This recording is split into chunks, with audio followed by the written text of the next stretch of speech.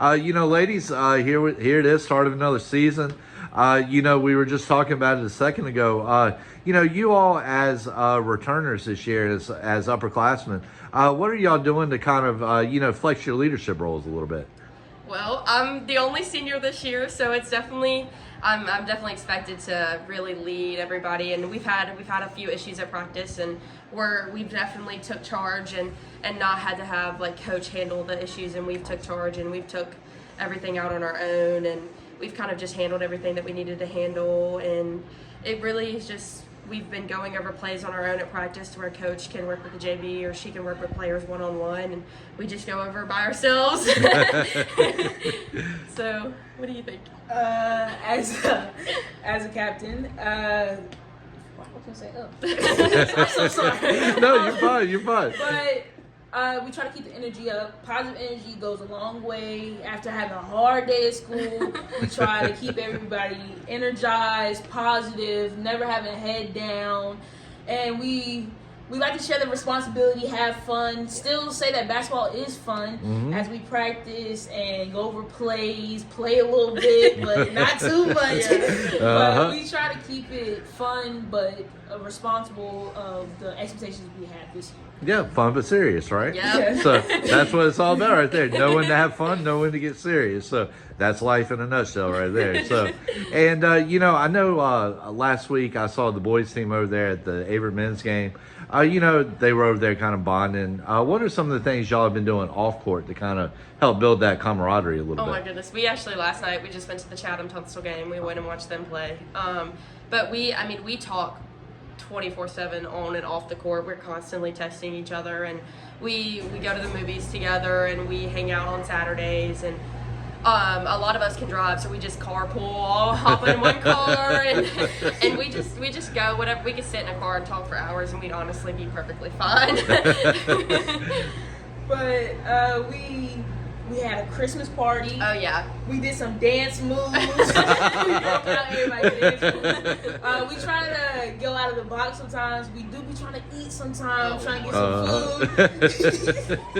But the dancing part was my favorite overall. It really got everybody out of their zones. See whose moves was really good or not. Mostly the dancing part really got me. Yeah, and that's what I loved. You were giving me a little preview there of it. So,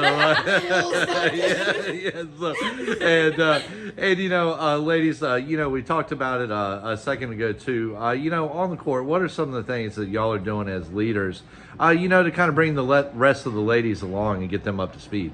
Communication has been like the biggest thing we've talked about all year long. We really want to be a defensive strong team. We want to cause chaos on defense to lead to offense this year. So communication on defense, with us playing a man-to-man defense, we really have to talk. We have to play help. We have to find who's man. So I think communication has been the biggest thing that I know me and Aspen have been focusing on to kind of help the defense move smoothly, and especially in our scrimmages, like that communication kept us in the game, honestly. Yeah. By pushing ourselves, like when somebody's trying to give up, you try to clap them on, try to get them as high energy. And if they're running, even though I have asthma, when they're running and I have already ran my suicide, I try to get back up there, try to run a suicide. I say, beat me. Push them to be their better selves, because they might not believe in themselves. Pushing each other at practice, holding accountability for each other. That's really hard, even though it might sound mean, but we try to hold each other accountable. That's how we get greater. That's how we get better. But that's most. Yeah, I mean, that's 90% of life is being accountable for yourself, and can't worry about what other people do. You got to worry, and you got to set the example. So, ladies, we were talking a little bit about it a second ago too. Talk to me a little bit about what the slogan, what the motto has been for this team. Well, every single day before we practice, we have a quote of the day. Now, sometimes they're off. Friday after Thanksgiving, our quote was, "We need to run the turkey off." But one quote I think has really resonated with us. It was probably our very first quote we had. It's by Albert Pujols. He said, "What you did last year does not define what you did this year." So I think that resonates a lot with the varsity, as last year was not our year by no means, but I think we really want to change that. We want to turn that around, especially with having Halifax tonight. We really want to come out and get that very first win, especially at home, and that's what we've been aiming for this whole offseason. Yeah. We've been working since what? Ooh, April yes. to try to get this turned around. We want to leave this program better than we found it. Than you found it.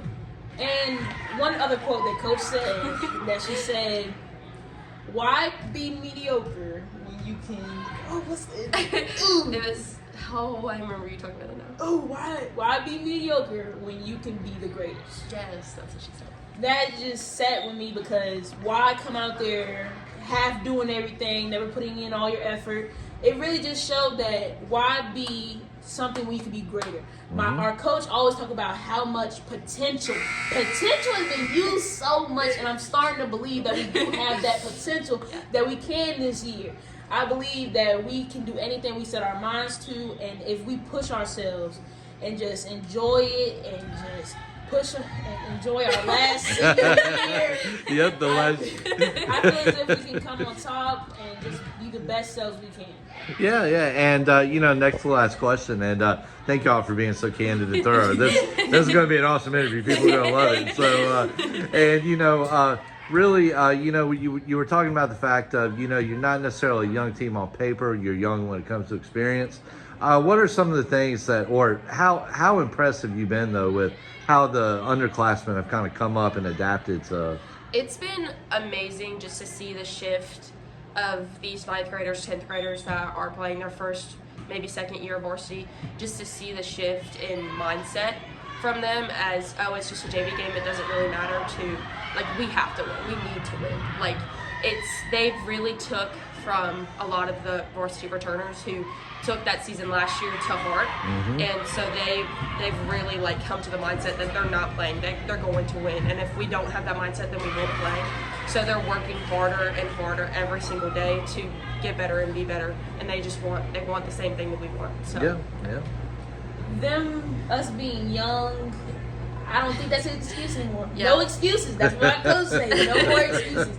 I say that the young people that just came up, 9th and 10th graders, and some of, we still have 11th graders, we're all growing together.